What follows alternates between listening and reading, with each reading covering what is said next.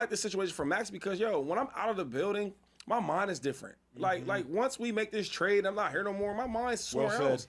Now you bringing me back. We've seen this happen with other players. Now, granted, Max Crosby is one of the best in the league, so he should be good. But I don't know if I want to be there for that. The second thing is I've been losing for all these years. I get to finally go to a winning organization, a playoff team that goes to the AFC Championship games. They're in the playoffs every single year. They're competing for the division. And now I can't go there because you said I failed my physical? Talk about it, 2-5. That's bad business. Something needs to happen to the Ravens. Hey, look, something do need to happen to the Ravens because the Ravens knew what they was doing. You know, what they tried to do was they had the FOMO effect. They had the fear of missing out trying to upgrade their defense. And what they did, they rushed and they tried to go out and get Max Crosby, you know, and Max Crosby was on a $103 million, three-year deal. And essentially that's about $35 million a year. So when they redid the Lamar Jackson deal and they put them at around, they saved themselves about around $40-something million, you know, with the cap.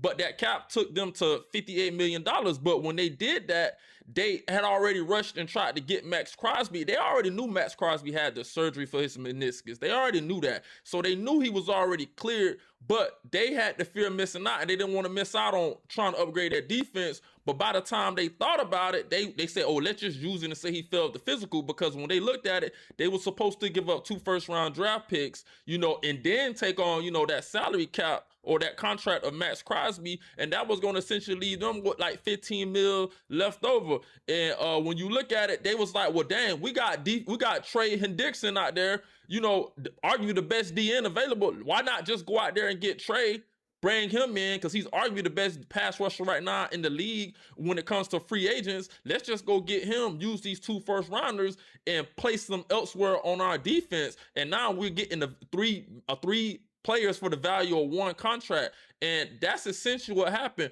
But I tell you what they need to do. The NFL needs to start making it, when you get into a deal, you need to start, like, it's exactly like how you buy a house.